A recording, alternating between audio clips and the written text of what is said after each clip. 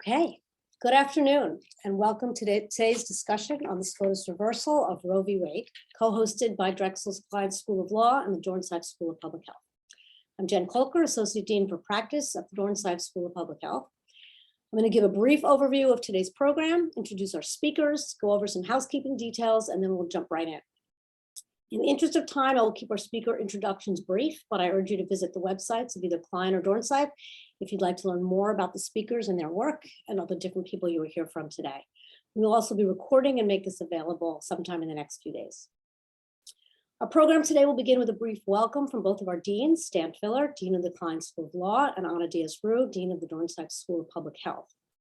We will then hear from David S. Cohen, faculty of the Kline School of Law, who will provide an overview on the Supreme Court decision and comment on key components of the majority decision and dissent. Following David, Diez will speak about the public health impacts of the Roe reversal, particularly those most impacted by the ruling. We will then hear from Nina Sun, affiliate faculty in global health at Dornsife, about the global effect of the decision. And finally, Tabatha El-Haj, faculty at the Kline School of Law, will comment on the constitutional implications of the decision moving forward.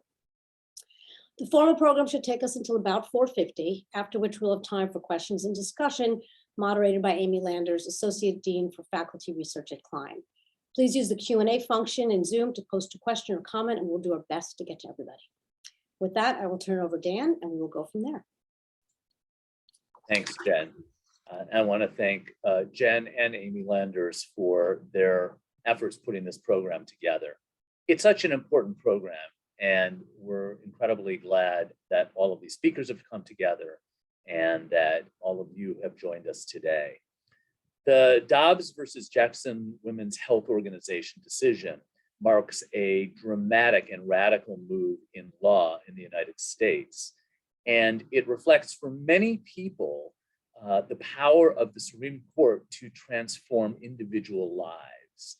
I think often the Supreme Court seems like a faraway institution, and we can see with this decision that one decision has the potential to affect people individually across this nation.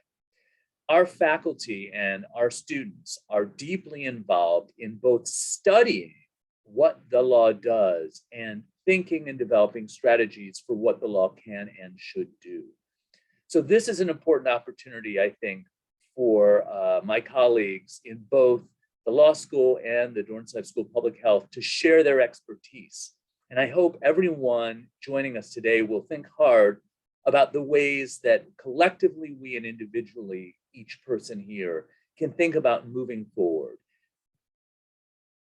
The autonomy of individuals within our nation is so central to how we construct our lives, so central to what the pursuit of happiness means. This decision knocks that off its normal course.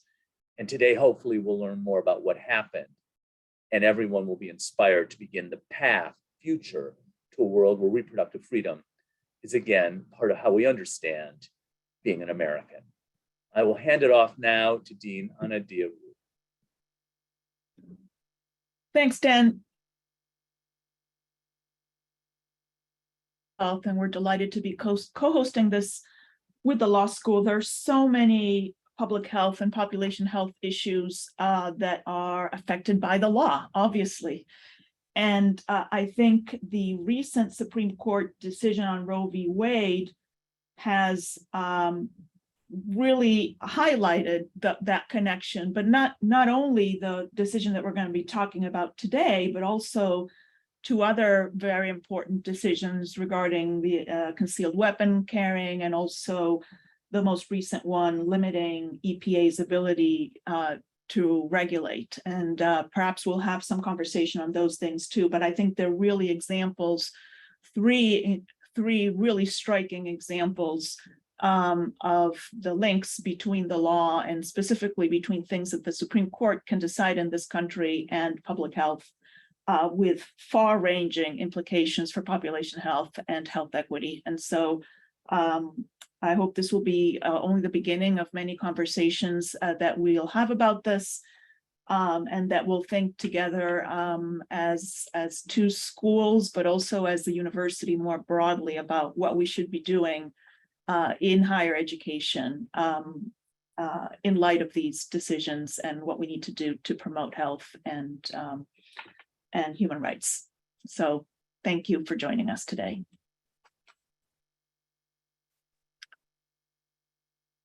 I think I'll turn it over to David. I think you're our first speaker, right? Go ahead. Thank you so much. So I'm basically charged with, in about 10 minutes, summarizing an entire body of law and then how the Supreme Court got rid of it last week or a week and a half ago. So I'll do my best. In order to understand Dobbs and what happened, you really have to understand Roe and Casey. So I'm going to do a quick recap of those two cases and then get into what Dobbs said. And I'm mindful that we have people with a mix of different disciplinary backgrounds here on the call today. So I'll try my best to make this understandable to everyone. But if you have something in here, if you hear something that's too jargony for non-law students, not lawyers, please speak up in the Q&A. We'll all be happy to clarify this. So starting with Roe v. Wade, at the time of Roe, which was 1973, all but 4 states in the country had abortion bans of varying degrees, with 2/3 of the states having complete bans on abortion. Now, this didn't mean that women didn't get abortions. Women did, but it cost money. People had to travel, and it wasn't always, but it was often unsafe. And actually, the maternal mortality rate related to abortion was very high in this country because of the unsafe abortions that were taking place. Now, along comes Roe. Roe is a 1973 case. It's out of Texas. And Texas had a law that prohibited abortions except to save a woman's life. The law was challenged by Jane Roe, and it went to the Supreme Court that decided 7-2 that there is a constitutional right to terminate a pregnancy before viability. Now, some important points about this decision. 1, the court said that a fetus is not a person under the Constitution. People are free to believe it is, but the Constitution itself does not recognize the fetus as a person. Instead, even though there's no mention of the word abortion in the Constitution, even though there's no mention of the word privacy in the Constitution, the court said that there is a fundamental right to choose to terminate a pregnancy. This is derived from what the court says is a long-standing right to privacy protected under a doctrine called substantive due process. And you may have seen this term mentioned over the past week and a half. It basically means that the government cannot restrict a fundamental right that's connected to the idea of liberty without having a really compelling reason for doing so. And the court drew on a long line of cases having to do with marriage, procreation, contraception, and parenting to say that that right, that liberty right, includes the right to terminate a pregnancy. The court talked a little bit about the importance of women's equality and participation in society, but it was mostly a decision about privacy. Roe was 1973. After 1973, there were lots of appointments to the Supreme Court, mainly from Republican presidents, to try and overturn Roe v. Wade. And in 1992, Planned Parenthood v. Casey, which is a case that's out of here in Philadelphia, was a case that most people thought was going to overturn Roe v. Wade, because at that point in time, there were 7 Republicans on the Supreme Court, 2 Democrats. Now, one of the Democrats was anti-abortion and one of the Republicans was pro-choice, but it was really a 7-2 people thought Supreme Court willing to overturn Roe. Pennsylvania had a bunch of restrictions in place, and those were challenged, and it went to the Supreme Court. And this newly constituted Supreme Court surprised almost everyone and said, we are going to uphold Roe v. Wade, but actually we are going to change the way we evaluate these rules. So anytime there's an abortion restriction, the court said, we are now going to determine, and these are also terms you may have heard in the past week and a half, we're going to look at this restriction to determine if it causes an undue burden on someone choosing to have an abortion, and whether it places a substantial obstacle in the path of someone making this choice. So really, undue burden and substantial obstacle, these were the key terms that the court said from here on out, we have to evaluate abortion restrictions under those doctrines. But importantly, states cannot ban abortion before viability. And viability, right now, it's about 23, 24 weeks of pregnancy. Before that, states cannot have an outright ban on abortion. So here in Pennsylvania, The court approved a 24-hour waiting period.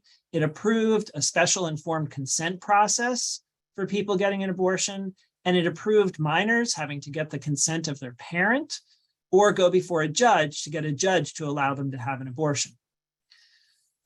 So after Casey, it was really there was kind of a compromise. States can't ban abortion, but states can restrict abortion as long as it doesn't go too far. And we were operating under that for the past 30 years with that basic idea.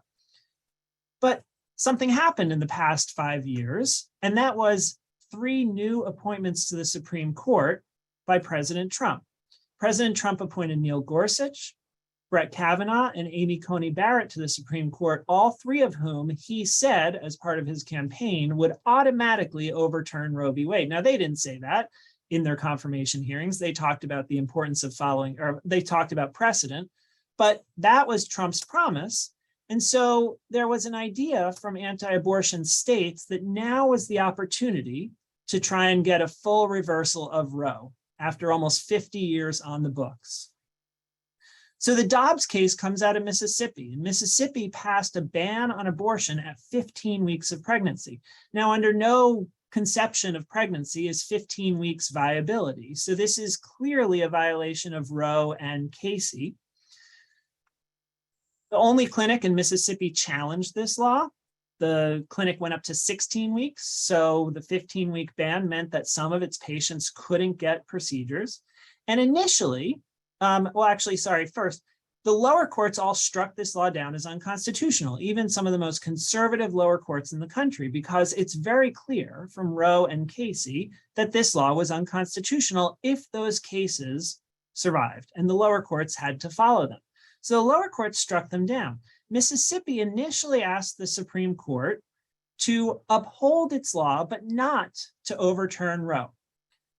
Because originally when it filed its petition with the Supreme Court, Ruth Bader Ginsburg was on the court. However, while the court was determining whether to hear the case, Ruth Bader Ginsburg passed away, and she was replaced by Amy Coney Barrett. At that point in time, then the Supreme Court took the case, agreed to hear the case, and when they finally did hear the case, Mississippi changed its tune. And instead of just asking for the 15-week ban to be upheld, Mississippi said, we want that ban to be upheld and we want Roe v. Wade to be overturned. Why? Well, they didn't say this in their legal papers, but everyone knows why. And that's because Justice Barrett was on the court now instead of Justice Ginsburg, and they thought they had the votes to overturn Roe. Turns out they were right.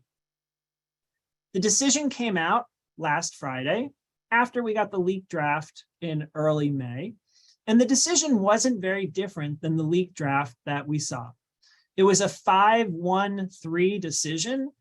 Basically, 5 justices voted to uphold the Mississippi law and overturn Roe. 1, the Chief Justice Roberts, voted to uphold the Mississippi law but not overturn Roe. And then 3 justices dissented. So let's start with the majority opinion. The majority opinion was written by Justice Sam Alito on behalf of himself and the 4 other more conservative members of the court, including all 3 of the new justices appointed by Trump. Majority opinion was basically a conservative, originalist, legal thinker's dream. It said that, as I said earlier, you look through the Constitution, it doesn't mention the word privacy, it doesn't mention the word abortion. So now we have to get into this realm of imputing certain rights into the text of the Constitution when the text doesn't say anything about them. And the court said, in order to do that, the only way to do that is to look to the history and tradition, particularly at the time the constitutional provisions were written, to determine if that was a protected right at the time the people who drafted and ratified these amendments and these parts of the Constitution did so. If they didn't, if there was no idea of protecting abortion at that point in time, then it's not protected. And so that's exactly what the Supreme Court said. The opinion written by Justice Alito looked back to the 1300s to say that abortion has been criminalized in English law and American law for a long time, so it can't be a protected right. The court rejected the logic of Roe, which said that abortion was not criminalized before a certain point in pregnancy. And the court said that's not enough. You need to find a protection for the right.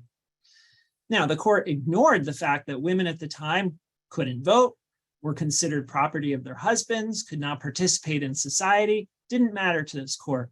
The court said at the time there was no protection for abortion, so there is no protection now. The court rejected the precedent of Roe, finding it egregiously wrong, and so clearly overturned it. As a result, the issue goes back to the states, meaning the states get to determine what their abortion policy is. And we'll talk more about that as we go forward. Now, just a quick note about the other opinions. Most importantly, probably Justice Thomas. Justice Thomas wrote a concurring opinion where he said, I agree with everything in the majority, but I want to make clear that everything the majority writes does apply just as equally to other rights that we have under the Constitution, such as the right to contraception, the right to marriage, the right to sexual intimacy. Now, he was particularly talking about same-sex marriage here. And so he said, at another time, we need to revisit all of these rights. The majority opinion said we don't have to do that yet because the majority opinion said abortion is different. But to Justice Thomas's credit, if you take the reasoning of the majority opinion seriously, what he says does follow. And we'll see if the court goes that direction further in the future. Now, just quickly, the dissenting opinion. The dissenting opinion was written by Justices Breyer, Sotomayor, and Kagan. It was a joint dissenting opinion, which is rare. Usually one of them writes it and the other sign on, but this was a joint to really drive home the force. They really focused on the harm that this is going to cause women and other people who get pregnant. They focused on the chaos this is going to cause in the law. Justice Alito's majority opinion says this is a simple matter. It will be sent back to the states and that's it. That will solve the problem. The justices in dissent say it will not be that easy. There will be all sorts of conflicts and controversies. The dissent chastised them for ignoring precedent. And then quite pointedly in multiple places in the dissent, the dissenting justices said the only reason this is happening is because we have new justices on the court, and that's not how law is supposed to work. They really called out their colleagues for being political rather than judges. I will stop here. That's the Dobbs decision, and I believe I am turning it back over to the dean to talk about public health issues. Thank you, David. That was super clear, very, very helpful. I'm going to share my screen, if I may. So I just have 4 slides that I'm going to share with you. First, I want to talk a little bit about just some facts about how what we're seeing in terms of abortions, what the history is in terms of abortions in the US over time. And then a couple of slides talking about some of the possible health implications. So first, a few facts about abortions in the United States. And this is taken from a very interesting report published by Pew that you can find online. And I've put the citation at the bottom of the slide. The first point that I wanted to make is that as you can see in the figure to the left, obviously legal abortions increased after they were legalized, because that doesn't mean that abortions increased, but that legal abortions increased. Illegal abortions, the data is of course difficult to come by. But the point that I wanted to make is that for the most part, abortions have been declining over time in the United States. There is an increase in recent years, which you'll see in the figure as well. And we'll have to see if that continues or what might be driving that. But overall, there has been a decline in abortions over time. Now, if we look at the abortion providers, there also has been a reduction in abortion providers over time, as you can see in the slide to the right. And this may be in part because the ways in which women are getting abortions has been changing with the advent of medication. So you can see at the bottom a note noting that in 2019, a little over half of the abortions were surgical abortions provided in these provider settings, but over 40% were medication abortions. And this has implications also for some of the impacts of the decision that we may be talking about more. Some additional facts about abortions in the United States using relatively recent data. Most abortions were for, you can see the about almost 60% of abortions were in women for whom this was their first abortion. And about the majority of about 60% of abortions were actually in women who already had a child. The vast majority of abortions, 9 out of 10, occurred during the first trimester, during the first 13 weeks of pregnancy. So very, very early. You can see that an additional 6% occurred between 14 and 20 weeks of pregnancy, and only 1% occurred at 21 weeks or more. The rate of complications for abortions is very low. Only 2% of abortions have some type of complication, and the death rate is very low. It's 0.4 per 100,000 legal abortions, and this is estimated for a period of 5 years.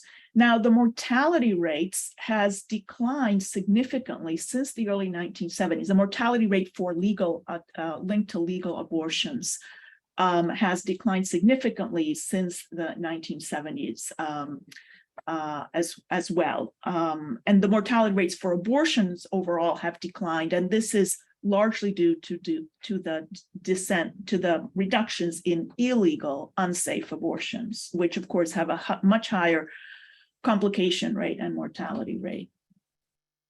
So these are some facts about abortions in the United States up to now. What are some of the possible health consequences of banning abortions or severely restricting abortions? Well, first of all, I think we can expect increases in maternal morbidity and mortality, both from unsafe abortions because of the increases in unsafe abortions potentially, and also increases in pregnancy-related maternal mortality. That is, maternal morbidity and mortality in women who carry their pregnancy to term. And we see this, we know this from historical case studies. And one prime example of this is, of course, the example of Romania, which under Ceausescu, a dictator, banned abortion in 1966, and the country experienced a dramatic increase in the maternal mortality rate, which was largely attributable to increases in abortion-related maternal mortality rate. At the same time that the non-abortion related maternal mortality rate was decreasing. This was an extraordinary increase, making the rates in Romania were many times higher than what they were in other East European countries.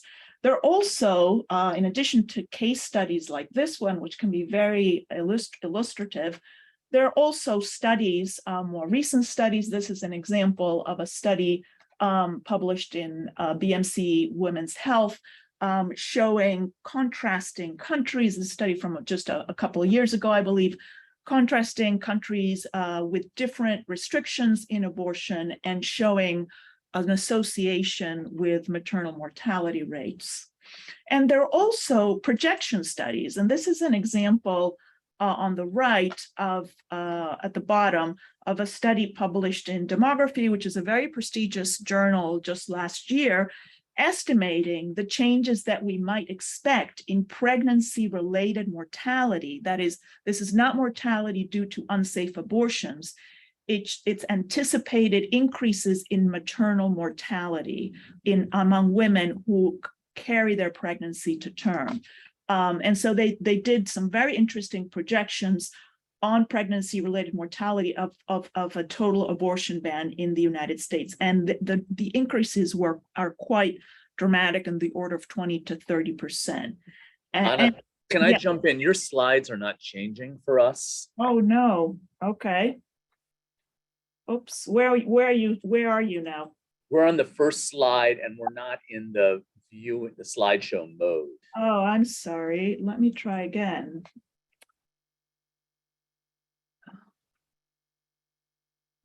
Let me see. This may be something related to my desktop. Now, can you see a different slide or no? Can you see them move? Yes, now we're. Yes. Okay, good. Okay, so I'm sorry, you missed all these figures, but that's all right. I think you got the main points. So I was talking about the the Romania example on the top right. Then the studies contrasting maternal mortality in countries with various levels of abortion restrictions. And then this demography study, which projected out what would happen to mortality among women who carried their pregnancies to term under abortion bans, and projects significant increases. And I put as a note there to put this in, provide some additional context. It's important to note that the U.S. maternal mortality rate is almost 3 times higher than another high-income country. So we have a big problem already with maternal mortality. And it's much higher still for Black women and Native American women. And so some of the projections show that some of these groups are likely to be the most affected.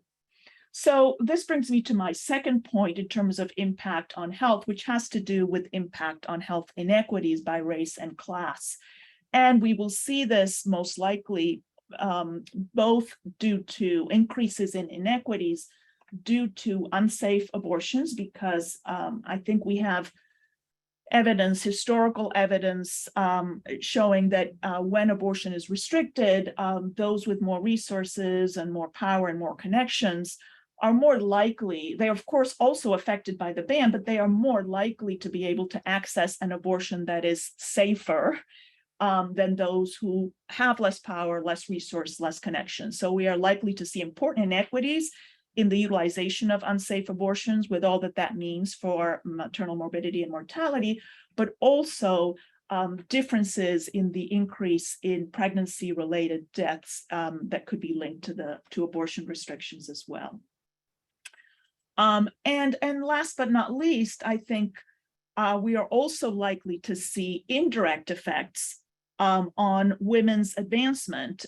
There's international evidence also showing how access to reproductive services, including comprehensive abortion care, is related to women's progress, to women's economic, educational opportunities. And all of these things have major implications for health, for the health of their children, for the health of their families, for their own health. And so this is another indirect but very important pathway through which restrictions on abortion can impact population health more broadly, not just of women, but of the broader society. So I just wanted to finish up noting what the WHO says about abortion, because I think in this case, the WHO has been, I think, quite clear and forceful. The WHO refers to unsafe abortion as a leading but preventable cause of maternal death and morbidity that can lead to physical and mental health complications and social and financial burdens for women, communities, and health systems. And this is true across the globe, and it's certainly true in the United States. That the lack of access to safe, timely, affordable, and respectful abortion care is a critical public health and human rights issue. And it includes, for these reasons, comprehensive abortion care is included in the list of essential health care services published by the WHO just a couple of years ago. And so with that, I'll close and look forward to our discussion. Thank you. I think I'm turning it over. I'm not sure who I'm turning it over to now. Nina, and she's I right think there. it's me, Okay. Anna. Go ahead. Great, thank you so much. I have some slides, so I'm gonna share my screen quickly. I hope you all see that in full screen. But actually, it was a great transition to go from Anna's presentation to mine, because I mean, there's so much that can be said globally about the impact of Dobbs. But I thought it would be most strategic to separate out the presentation into three very distinct categories. The first is talking about global health and abortion. So I'll be delving more deeply into the last slide that Anna presented on the WHO's position on access to abortion. Then I'm going to turn to talk about the influence of Dobbs globally and give a broader perspective on the global context vis-a-vis abortion laws and access to abortion more generally. And then lastly, I'll talk about the intersection between abortion and human rights.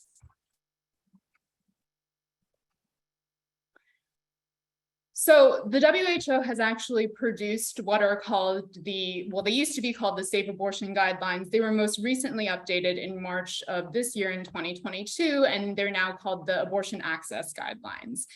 As Anna noted in her presentation, induced abortion is seen as an essential component to sexual and reproductive health. And abortion itself is defined as a safe and non-complex healthcare intervention that can be effectively managed using medication or surgical procedures in a variety of settings. So it shouldn't matter if it's a high-income country or a low-income country, there are ways of providing abortions safely. And when abortions are performed in alignment with WHO guidelines, complications are rare. And you'll have heard, the presentations before. Anna and David refer to this concept of safe and unsafe abortions. I want to be explicit and precise in the presentation to say that safe abortion under the WHO guidelines and in the way that I am discussing it means that they're carried out with the recommended method by the WHO, they're appropriate to the gestational age, and they are performed by someone with the necessary skills and training to perform the abortion. So the other question then, in terms of now that we understand what the global health standards are related to induced abortion, is how common is it? What is the global incidence of abortion? Well, I mean, as it turns out, it's a relatively common essential healthcare procedure. So about 60% of unintended pregnancies globally end in induced abortions, and 30% of all pregnancies also have the same outcome. Of these, approximately a little under half, so 45%, are known as being unsafe. So they're not aligned with WHO guidelines, or they're not being provided by someone who is skilled and well-trained to perform those services. Unfortunately, like the inequities that Anna outlined in her presentation, unsafe abortion at the global level is increasingly concentrated in low and middle income countries.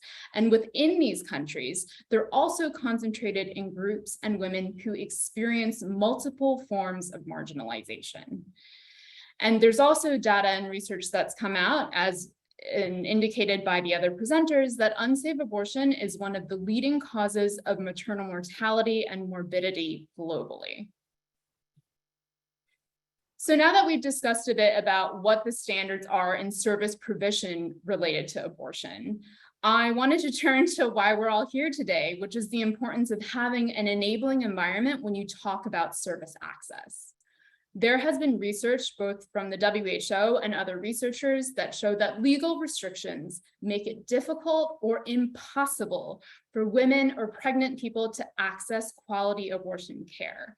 So what ends up happening is that people may induce abortion themselves using unsafe methods, or they may seek abortions from untrained providers, thereby feeding into this cycle of maternal mortality and morbidity. And there is also research coming out more recently that show that there is an association between countries with more legal restrictions on abortion and higher rates of abortion. So in this study, it looked at different high-income countries, and it noted that with countries that have broadly legal abortion restrictions, so relatively easily accessible either on demand or on broad socioeconomic grounds, the abortion rate was about 100 abortions per 1,000 women of reproductive age. And this is in contrast to 32 abortions per 1,000 women in other high-income countries with more restrictions. Also, the highest rates globally in terms of abortion incidence were in low-income countries with the most legal restrictions. So now I'd like to turn and talk to you about the influence of Dobbs globally. So for almost 50 years, the US globally set a standard for the constitutional right to an abortion. And this was a standard that was referenced by reproductive health and reproductive justice advocates throughout the world. What's also important to note is from a perspective of comparative law, Roe, while not binding on any other courts except for courts in the United States, is incredibly influential. So most recently, in March of 2022, March of this year, there was a high court in Malindi in the country of Kenya that decided a case called PAK versus Attorney General. And in this case, the high court affirmed the constitutional right to abortion access in Kenya. And in its decision, the judge actually referred to Roe v. Wade and discussed various components of the decision around privacy, around the concept of autonomy, that was instrumental in helping the court decide whether or not to affirm the constitutional right to an abortion within Kenya. And public health and human rights advocates have raised a number of concerns around pushback to sexual and reproductive health more generally, in addition to access to abortion as a result of the Dobbs decision. And what's interesting to note about Dobbs is that it really flies in the face of the trends that we've seen globally over the last 50 years. So since the mid-90s, nearly 50 countries have liberalized their abortion laws. And when I use the term liberalization here, what I talk about and what I refer to is that countries have increasingly expanded the grounds on which women and pregnant people can access abortion services. Out of this cohort of countries that have liberalized, 15 countries have reformed their laws to allow for abortion on request. And you'll see the little graphic that I have on the left with all of the 15 countries that have reformed their abortion laws to allow for abortion on request. And 18 countries have overturned complete bans on abortion. And more recently, within the last 2 years or so, we've also seen some very significant liberalization and decriminalization efforts in the Americas. So just our neighbors here, within Argentina and Colombia legalizing abortion, and Mexico decriminalizing abortion. And what's really important to note, as I flagged before, is that the Dobbs decision completely flies in the face of the trend of abortion liberalization that's been based on medical evidence and seeing how restrictive abortion laws impact women's health.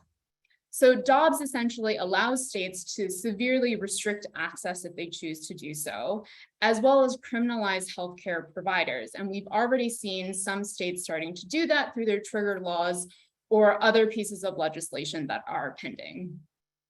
And it also aligns the US legal framework with countries that have pretty significantly regressed in terms of protecting sexual and reproductive rights and access to sexual and reproductive health services more generally. So it aligns the US with countries like Poland, Nicaragua, and El Salvador. Both Nicaragua and El Salvador criminalize women who obtain abortions, and all three countries criminalize healthcare providers. Finally, taking a very broad perspective, I think David had mentioned that he had 10 minutes to summarize an entire body of law. Well, I'm trying to summarize an entirely different body of law in one slide. So, we often talk about health as a human right and abortion as a human right. And what's really important to note is that there's actually a legal framework called the International Human Rights Framework. This is in addition to the domestic legal frameworks that many countries have. And many countries, including the United States, have voluntarily signed on to these international human rights treaties for which they have an obligation to respect, protect, and fulfill human rights. And in the context of abortion, it's pretty clear under human rights law that access to abortion is part and parcel of not only the right to health, but other human rights. So On the right to health, general comment 22, which interprets what it means for countries to protect the right to health. The committee of experts have noted that access to safe abortion, including post-abortion care, is an essential part of a comprehensive package of sexual and reproductive health services. There's also the right to be free from cruel, inhuman, and degrading treatment. And there's a series of cases, you'll see that in the screen before you, where human rights committees have noted that denial of access to abortion services constitutes cruel, inhuman, and degrading treatment. And finally, of course, there's the right to life. We've been talking a lot about maternal mortality and morbidity, but what that actually translates into is value on not only the right of the woman, but the right of the woman to choose whether or not she wants to carry her pregnancy to term. And general comment 36, which is the interpretation of what it means for states and countries to actually protect life, has a paragraph explicitly on abortion that talks about what it means to protect life. I do not expect you to speed read through this, but I wanted to put in the entire paragraph here within the general comment to highlight that there's been decades of work, of legal work, of activism to craft a body of law that is pretty clear that it's very important to decriminalize abortion. It's important not to interfere with a woman's right to privacy or cause her mental pain and suffering. And the Dobbs decision essentially flies not only in the face of the precedents that we have domestically, but also the precedents that we have in international human rights law, and that the US is a state party to. And importantly, as I'm speaking on behalf of the School of Public Health, one of the first recommendations from the WHO in its safe abortion guidelines is to decriminalize access to abortion. And the Dobbs case, again, violates all of the evidence standards in relation to public health, in relation to human rights in the law. And it really brings up the question of whether and how we can have a legal system where the laws are based on not only medical evidence, but also respect for autonomy and respect for the rights that countries have agreed to protect. Thank you.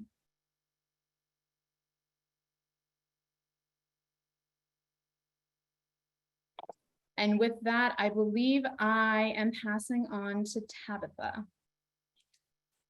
Hi, everyone. I hope that you can hear me.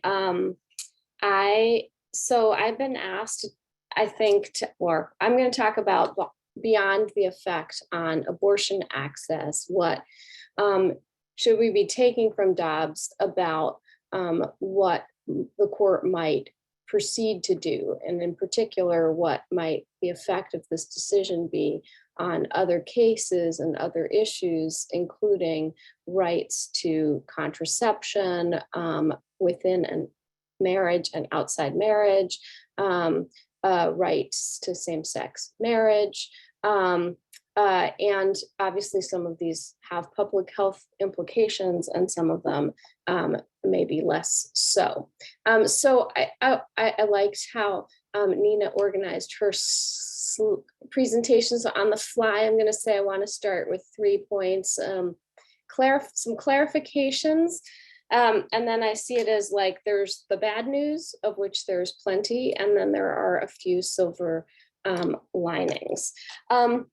So in terms of clarifications, I think the first point I really want to emphasize is that it's important, especially in the sort of polarized political world that we live in, to avoid shortcuts. So I want to say, I think it's a shortcut to say there's a constitutional right to an abortion, but that shortcut feeds into the sort of narrative that Roe, and in particular Casey, was always an illegitimate decision, and that drives Alito's ability to argue that it's easy to overturn it. And I think that will also, if we continue down that path, further the at least rhetorical power of that opinion. The constitutional right, as I think Justice O'Connor best captured it, is a right to autonomy. It's a right to some space analogous to sort of the freedom of consciousness, conscience, religious conscience that we see explicit in the First Amendment's religious clauses. And the way she characterized it is a freedom to make intimate personal choices that are central to personal dignity and autonomy. And the theory of the right is essentially that if we are to have a democratic system, then people who vote can't be automatons. They have to be able to not just be free in their political views, but free in their ability to shape the identities that will then allow them to participate in politics. So then the question is, what does this autonomy right capture? Does it include decisions over not only how you raise your children, which most conservatives agree should be included, but also the question of whether you have children at all, which would cover contraception? Does that right of autonomy cover contraception outside of marriage?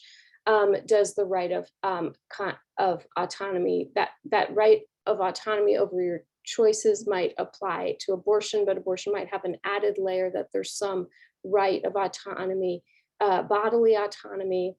Does it cover your choice of sexual partners or sexual acts? And does it apply to marriage partners? And then you can get these sort of other lines. I think it's safe. I personally think it's pretty defensible to say these other rights would not be covered, like illicit drug use or prostitution. And so that was, I think, the framing. Regardless of whether you agree with my theory, the constitutional right, even as the court does recognize it, at least the majority, is not a right to abortion. It's a right to some level of autonomy, and the question is how. Now, Justice Alito in the majority tries to make a strong case that overturning Roe and Casey will not affect these other decisions. And his claim is that what sharply distinguishes abortion rights from the rights recognized in the other cases is that abortion, I'm quoting here, destroys what those decisions call potential life and what the law at issue in this case regards as the life of an unborn human being. And if that is actually in the end where the court goes, then I think we could just see the emergence of abortion exceptionalism, because the idea would be abortion is different because it essentially harms the unborn fetus. The problem, I think, is that the decision itself, when they talk about how we recognize whether rights exist or don't, turns on, as Professor Cohen mentioned, this test, which is that the right must be deeply rooted in this nation's history and tradition, or otherwise be implicit in the concept of ordered liberty. So now I'm going from the, like, we should clarify what the right really is or how we should think about it, to some of the bad news, which is, I think, despite their protestations, Justice Alito protests that it will not affect these other cases. Justice Kavanaugh similarly just states, like, flat out without much explanation, overruling Roe does not mean overruling those precedents and does not threaten or cast doubt on those precedents. The problem is, if the test is history, it is really hard to see how you're going to find a deeply rooted history in this nation's traditions of marriage between same-sex partners. You might be able to say marriage is within the tradition, but they seem to want a very specific kind of history of a right. And you certainly will find the same kind of criminalization, not just actually of private consensual acts among people of the same sex or gender, but also just private consensual acts, period, outside of marriage. So I think that there's kind of a problem, which is that none of the rights that many people have come to care about can claim to be deeply rooted in history as of 1868, which seems to be emerging as the magic year. Now, there are some potential ways around this. As I said, perhaps the court will stick with that abortion is different because the harm to others is much clearer. Perhaps the court will take a different route and just accept that sexual orientation discrimination is a suspect form of discrimination and classifications under the Equal Protection Clause. There are some other routes, but I have to say the path does not seem obvious to me, and nothing in the decisions seem to explain robustly where this sort of assurance is coming from. So, what law professors do is read these opinions, and I spent more time on the concurrences than the majority, but looking for, like, reading the tea leaves, what are the limits that they're offering? And for instance, in the recent gun case, there are some hints as to what the parameters of this right might be. But in this case, there's really very little to grab onto that would make it seem plausible that there will be an end, that to the degree there's a reversal in this area of the doctrine, it will be limited to abortion and not extend to either contraception out of marriage, sexual relations in the home or in private spaces, or same-sex marriage. There are a few silver linings. I promised I'd end with some silver linings. It does seem that there are not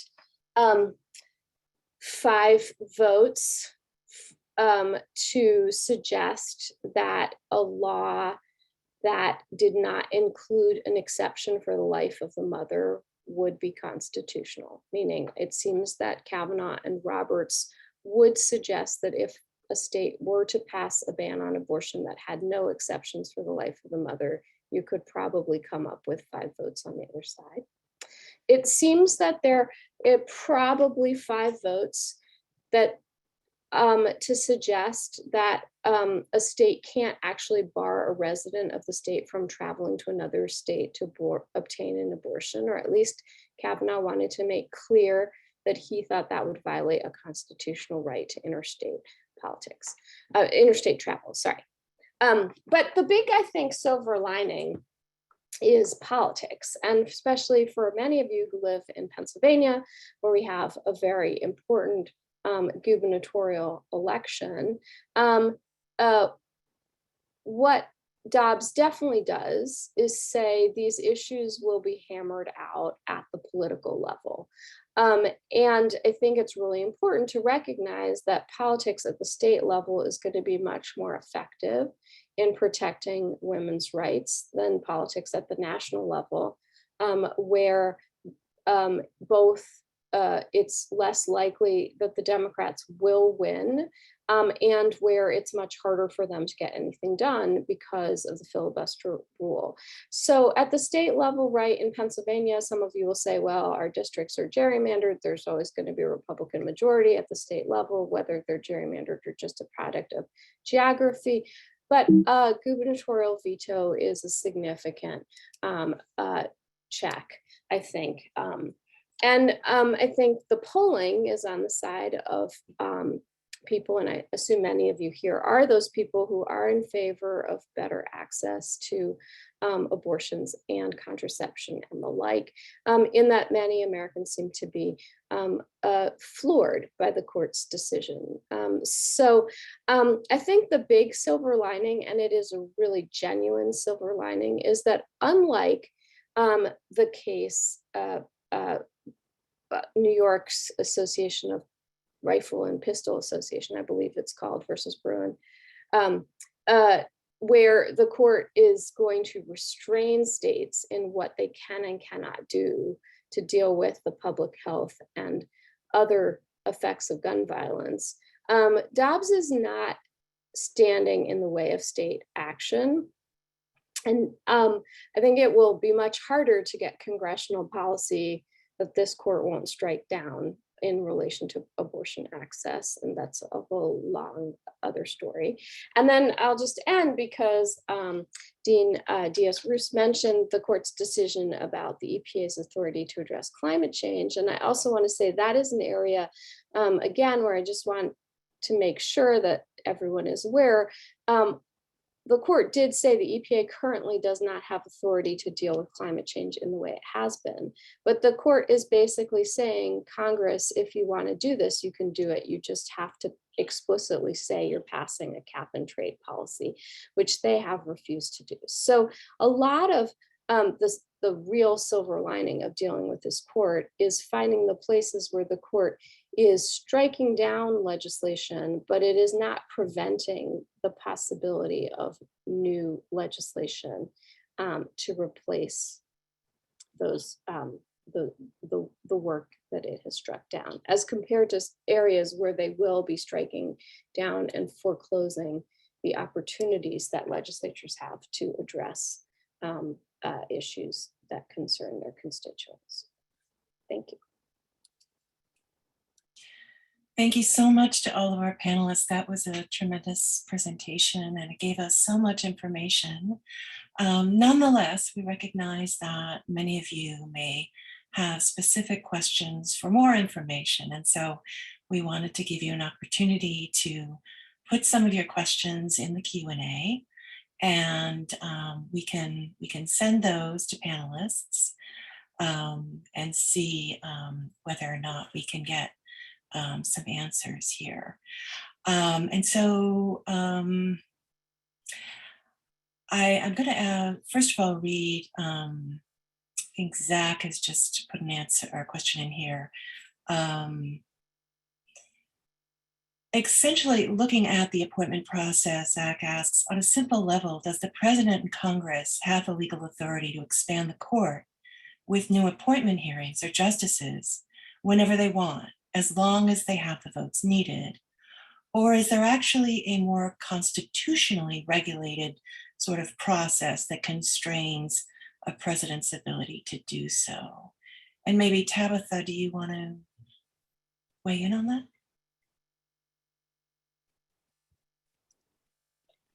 I think that it's clear that Congress has some authority to expand the court, probably a harder authority to reduce the court.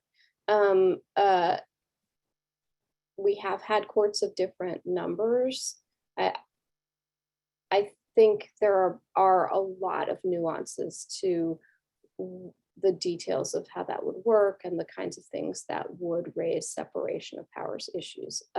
So I think the basic constraint is some of the times when Congress has done this, it has done this because it did not like the court. So if you look at the Marbury versus Madison, and I think it went about also impeaching justices on the Supreme Court. And there were real concerns that the Democratic Republicans, although they were probably right to be frustrated with the Federalist judges and justices, were also pushing back on the rule of law.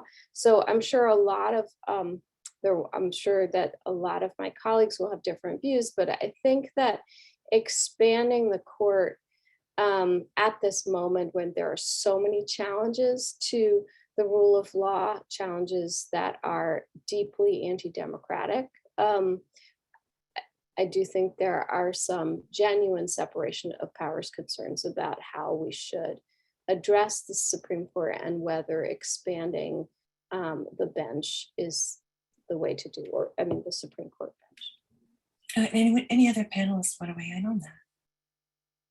I'll just add that, just because it can be done doesn't mean it's simple to do it, right? Like, just because there's no constitutional check on the number of justices, and it could be 15, it could be 1, it could be 100, as long as Congress and the president, as long as Congress passes a law and the president signs it, that's really hard, right? I mean, we're not, just because, it's not simple at all. And it's not clear there's anywhere near all of the Democrats who agree with this, let alone the filibuster proof number of votes in the Senate. And I'm not even sure the House has the number of people to vote it. I mean, the Democrats a lot of them are just as institutionalist as the Republicans. And even though they're critical of the Supreme Court, they don't see anything happening that would require them to change 150 years of custom with respect to the Supreme Court. So, just look at the way the president has handled this. The president appointed a commission to study Supreme Court options, but it was filled with people of all different stripes, none of whom had advocated for packing the court. And they issued basically a college report, maybe even high school level report about, you could do this, you could do that, here are the pros, here are the cons. And that's really what the commission was designed to do. If the president had any interest in expanding the court, he would have done something very differently, because he doesn't. And most institutional Democrats don't. So yes, it can be changed politically, but that is far from simple. Thank you. Pascal asks, there have been calls on social media for people to delete their period tracking apps, really sort of relating to privacy and making sure that, you're not sort of asking for trouble if you do, I suppose, travel to a different state. Are there other measures that people should take to protect themselves?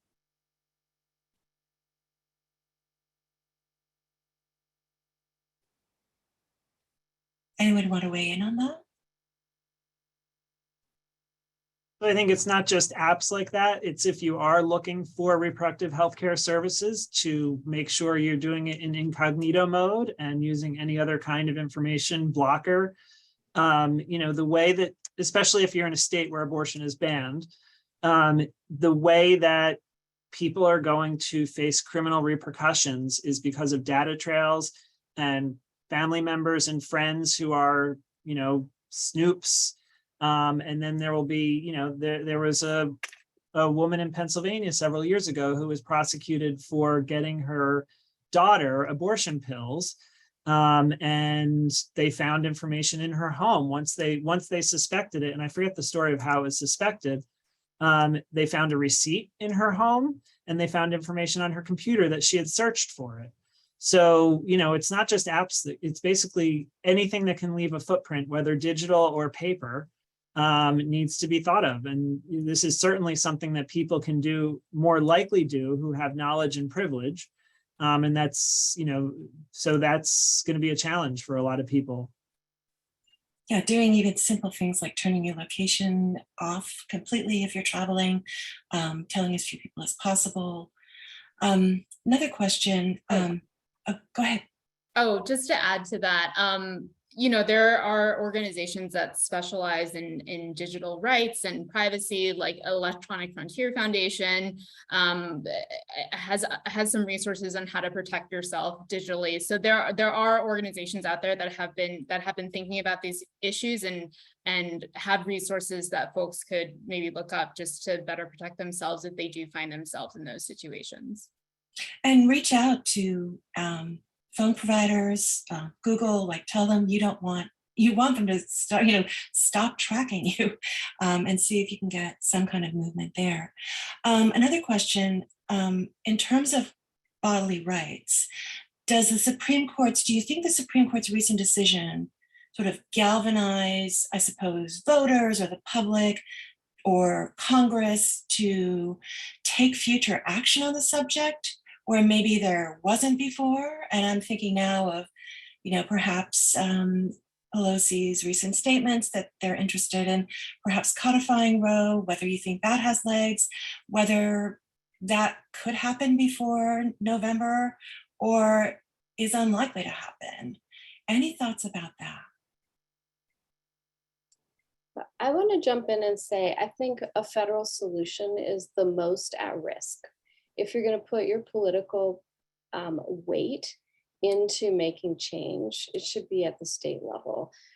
There certainly are rationales for federal access to abortion through I mean, this all, first you'd have to have the votes, right? Which it's not clear you have them, but even if you did have the votes, I think that, the traditional rationale was abortions affect interstate commerce. And certainly abortion bans are affecting interstate commerce in terms of backlogs that states have been talking about needing to hire more providers, et cetera.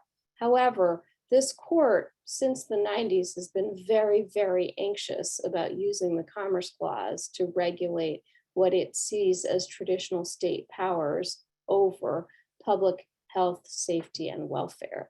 When they have just decided that Dobbs should be sent back to Dobbs decides that abortion should be sent back to the states so that different states can come to different resolutions about the balance between morality and public health, between women's rights and religious rights or the rights of unborn fetuses. They are going to look extremely skeptically at any of these federal interventions. Sure, I'm sure we can come up with a few, but it seems to me it'd be much more effective to work on the politics of it. And even in red states, there have been politicians, they do recognize they have polling problems, right? But in states like Texas, who've been saying, oh, well, we're definitely not going to go after individuals. So maybe at least make that something that you get an amendment passed to make whatever abortion criminalization is explicit, that it is not going to be the individual who's criminalized. I mean, that's my basic message. Is I would say, I think there will be political wins to push back on this decision. And it's really important that they not be, all that energy be wasted at the federal level where both the politics is not receptive and the court is likely to be skeptical. There's a question here from Barbara in Uganda, and I'm going to suppose that this would be best for Anna and Nina. What is the veracity of the following statement in light of the implications of the reversal of Roe v. Wade? And the statement is, more than 200 million women in low and middle income countries still have unmet sexual and reproductive health needs. Limited access to safe abortions and family planning services puts the health and economic security of pregnant people at risk in both low and high income countries. Restrictions on the right to abortion could lead to regressions in development support for contraceptives and lead to delegitimization of women and girls' health care and access to sex education. Nina or Anna, either of you want to jump in? Hi, Amy. Thanks for reading that. Thanks so much, Barbara, for your question, and thanks for joining in from Uganda. I know it's quite late there. I mean, broadly speaking, I think there is merit to the statement that restrictive abortion laws and limited access to abortion will certainly put the health and lives of women and girls at risk, and as well as other pregnant people. I think it's important to also be aware that abortion is one essential reproductive health care service, and it's also equally as important to advocate for a comprehensive package, including access to contraceptives, including comprehensive sexuality education, and CSE, comprehensive sexuality and education in particular, can also be kind of a complicated issue in many countries. So all of this is to say, I think more or less there is a broad merit to the statement that you've highlighted, but I do think in terms of looking at Roe versus Wade and access to abortion, it's equally as important to be working on all fronts to not only push for access to abortion, safe and legal abortion, but also push for access to contraceptives, push for access to CSE, because it's a comprehensive package and environment that's needed to actually create the enabling legal environment and social environment for women and girls to be able to access their right to health, as well as access other, education, economic opportunities that Anna had referred to in her presentation as well. Thank you. I add one quick thing there. Oh, great. Yeah, I mean, I think, what implications this will have for sort of USA globally, is a good question. And I don't know the answer to that. The United States has not distinguished itself for being super progressive on global health issues before this anyway. So, but I did also want to point out that, it's an interesting situation in many ways, because the rest of the world is now moving in a direction, whereas the US is moving backward in terms of reproductive rights. I'm originally from Argentina. When I grew up there, abortion was illegal in almost all the countries, including in Argentina. And there has been an incredible, movement in Argentina that has led to legalization of abortion just a couple of years ago. And there's a trend, for example, across Latin America, a very progressive trend. So it's kind of many of these movements is going backwards. But so I think we should think about opportunities in the rest of the world to advance, reproductive rights, despite what's happening in the US. And maybe this will pass and it'll be a phase and everybody will wake up and will recover. But, other countries can follow their own path. And so it's important to remember too. This next question for David. Did Dobbs establish fetal personhood? If so, does this set the stage for further fetal rights to be established in the future? For example, criminalization of women who drink or smoke during pregnancy? Dobbs does not explicitly establish fetal personhood. Fetal personhood, for those not familiar, it's the idea that a fetus is a person with protected rights under state law, federal law, constitutional law. And there were certainly people who were advocating for the Supreme Court to do that and to say the fetus is a person under the Constitution, and even go so far as to say, because the fetus is a person under the Constitution, it has a right to life, liberty, and property and equality, and thus abortion would be illegal everywhere, or states would have to make abortion illegal throughout the country. The court did not go that far. However, there were several points in the opinion where Justice Alito talks about the important state interest in protecting fetal life, and elevates that interest much more than the court had previously said. And in fact, what Professor El-Haj and I both were talking about, the way in which Justice Alito's majority opinion says abortion is different than these other rights that we were talking about, really relied on this idea of not necessarily fetal personhood, but that there's something there more than just a right that or an interest the pregnant person can decide what to do with, and so, or how to value. So it doesn't recognize it explicitly, but it's starting down that path. And I think a lot of people are worried about the language in the opinion being used to get there eventually. Thank you. This is a question for really almost anyone. Given that the US is becoming more politically polarized, and that this is in part due to maybe electoral college power or other sort of political issues, do you expect that more and more issues relating to health and human rights will become inequitable as they are deferred to different states? If so, what kinds of actions should legal or public health folks take to try to get beyond that, aside from voting, which of course is there? It's a big question. Big question. Well, I mean, I think, yes. I mean, I think as we have, there are many policies, many regulations that have health implications. And I think as these diverge more across the states, we will see more inequities. I think that will likely happen. In terms of what actions, well, that's a good question. There are many different possibilities. What are some of those possibilities in your view? And are you thinking of, supporting organizations, or what kinds of activities, are contacting Congress people in your state? Well, there are many ways to be an activist, and I think different people choose to do it in different ways. I think from the perspective of an academic institution, something that we can definitely do is shed light on what the facts are and make those facts known, and provide illuminating and empowering information.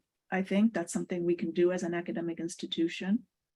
As citizens, we can advocate, be activists, join organizations, do many different things, right? So I think two things on this. One, on the public health issues, we haven't, if it was mentioned, I didn't hear it, but no one has mentioned yet the Turnaway study. The Turnaway study is a study from a public health organization out in California connected with UCSF called ANSWER. It's not spelled like the word answer, it's an acronym, ANSIRH. I would encourage anyone interested in the effects of people not able to get an abortion that they seek to look at the Turnaway study. It's a book as well as multiple peer-reviewed studies.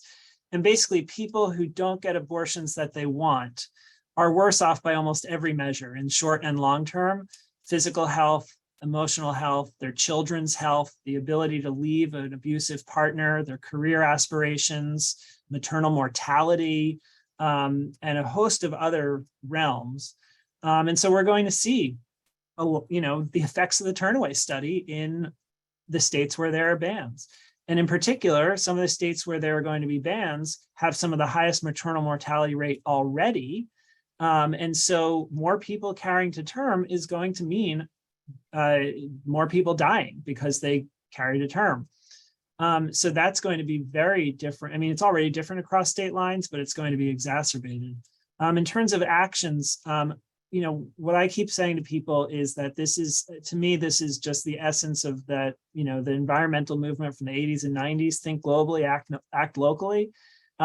It's going to be very hard for any one individual to change anything beyond their local environment, but you can have a lot of effect in your local environment. Voting in every single election, primary and general, every year. I mean, for the people here in Pennsylvania, I always say, if you're not voting twice a year, every year, you are doing it wrong and falling down on the job. Twice a year, every year. There are local organizations connected with abortion clinics and other reproductive justice organizations that you can volunteer with, donate to. They need your help. They need your money. You can escort at a clinic. And is that going to change the fact that abortion seekers in Alabama are not going to be able to get abortions now because it's legal? No. But it's very hard for us here to affect that. But you can make things better for people where you live. And that's really, I think, where the most people's activism is going to be the most valuable. I want to jump in because I think when I said politics, I didn't just mean voting. And so I think it's also important to think about what can, so echoing David, I agree, like in Pennsylvania, I think you should vote. And I think you should support organizations that will be lobbying, not Congress, lobbying the state legislature and the public health departments and so on. I think we could all remember that actually Philadelphia has a pretty good public health department, and we should remember that. But say Texas is a state I've been studying a long time, and my children were horrified by the recent gun decision and the school massacre in Uvalde, and said, what can we do? And I said, well, we could support the Texas Organizing Project, or in Georgia, Stacey Abrams' organization before she was an elected official. There are grassroots political organizing groups that are engaged in political organizing, which is not the same as contributing to any given elected official's campaign, which may or may not work, and which may or may not get the kinds of policies that people want. But there are these groups that are, what they're doing is trying to shift who's in the electorate and work both at the state level and at the local level. to change policies, like the Texas Organizing Project has made an impact on raising minimum wages, which are actually important to health consequences, right? There's a whole range of things that are not just these hot button issues, but other kinds of issues that would affect public health and progressive politics more broadly. This next question sort of integrates and is built on some of the data that we saw in the earlier presentation. Isn't it so that the courts, particularly the Supreme Court, has to base their opinions based on published evidence?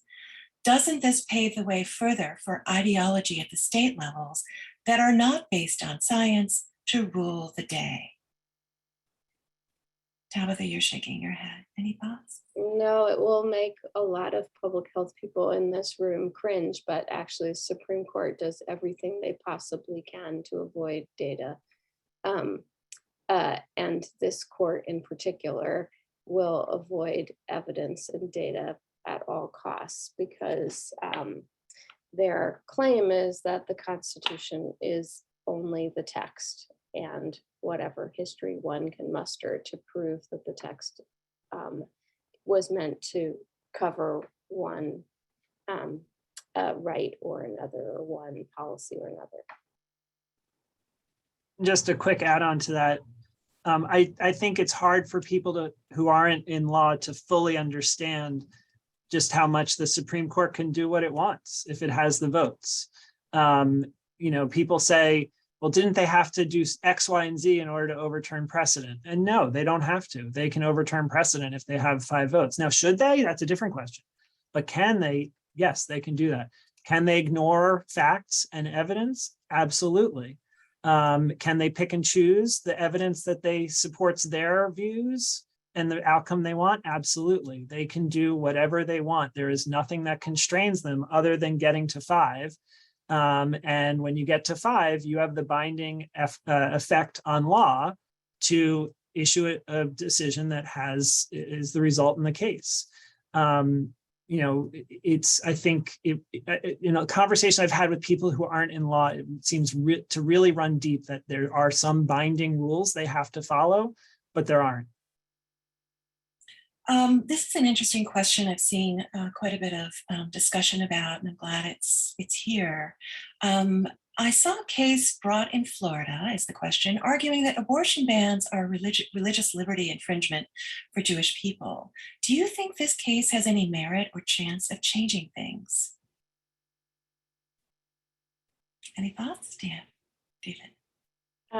Can I jump in, David? Because I actually think that religious liberty is like the best opportunity for many of these cases. In fact, I think there should be the church of the feminist majority who will say that contraception and abortion rights are their religious faith, because so it's great if someone can take a established religion like Judaism and make that claim.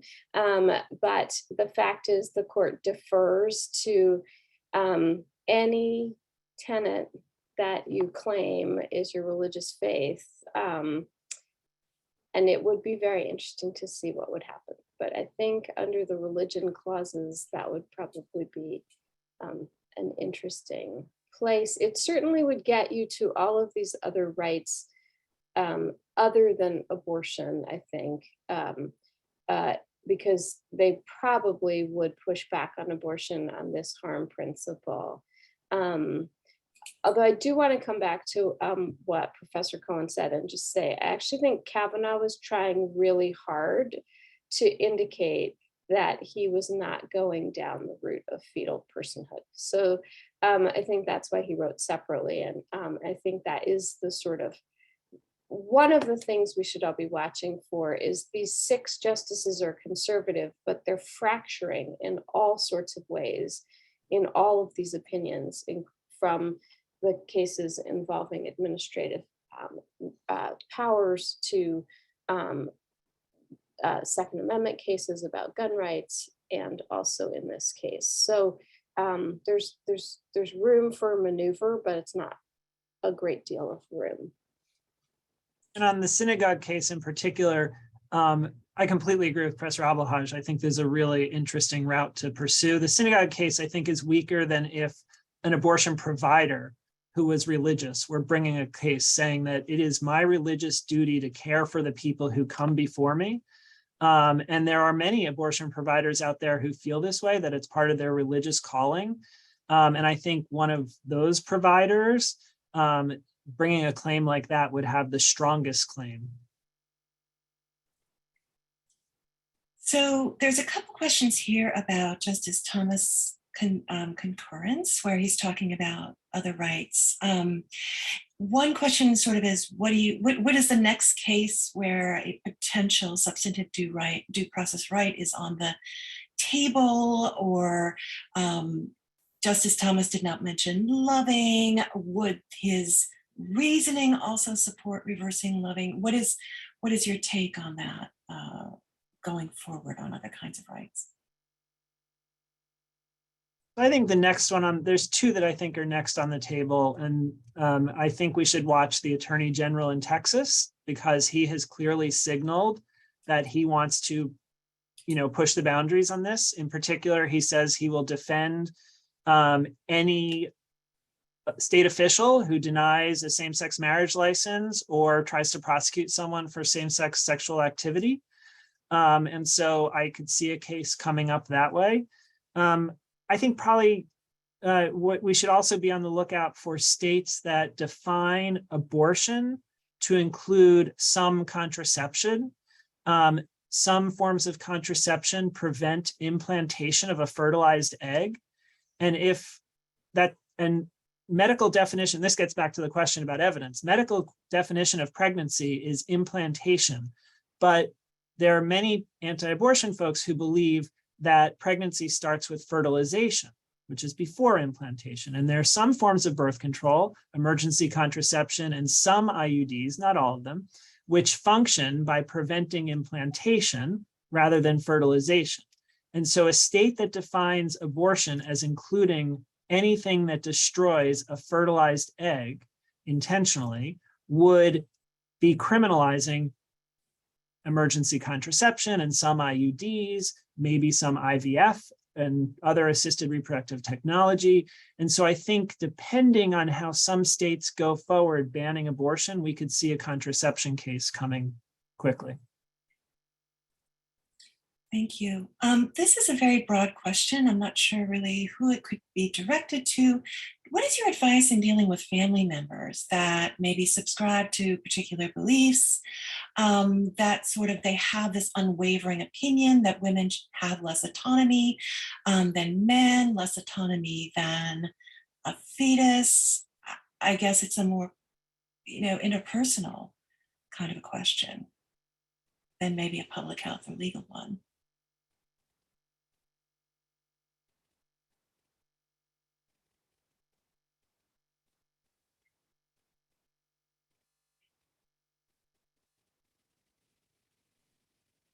Yeah, I think it's hard. It really depends on what kind of things you think are going to help motivate that person and change their mind.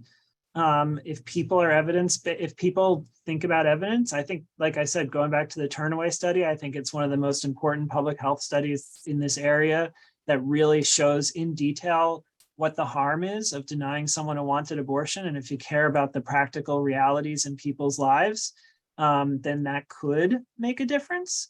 But obviously some of this is based on something completely different than public health evidence.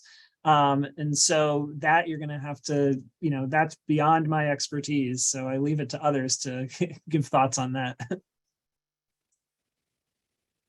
Anyone else? Thank you, David. Yeah, I mean, I see this question sort of come up in real life a lot, of course. And sometimes it's reaching, if it's a family member or friend, try to reach them first as based on your relationship with them and sort of reaching out to them empathetically and compassionately. How are you? Those kinds of, because, I don't know, the question suggests there may be myths afoot in the way that they're thinking. So sort of concern and making sure that they're part of a healthy community. might be valuable as well. So, I mean, here's a big question. In your opinion, do these decisions help or harm the long-term legitimacy of the court? My thinking, says the questioner, is that many of these decisions are unpopular based on polling, but get hot button topics off the court's docket. So I guess the question more broadly would be, how do you think the public will view the Supreme Court in terms of its legitimacy, in terms of respecting its role in our system?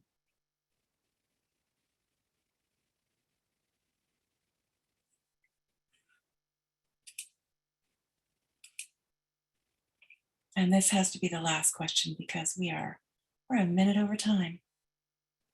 All right. I think it's a challenge for a lot of people to respect the Supreme Court right now, but I'm not sure they care.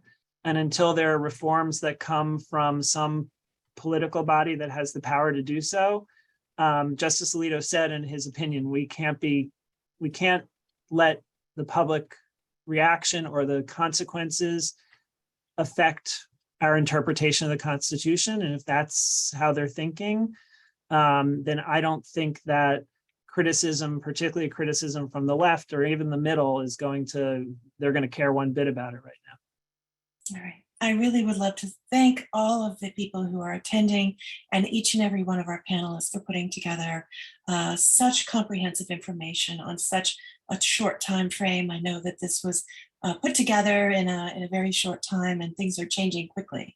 And so I really want to give everyone my sincerest thanks.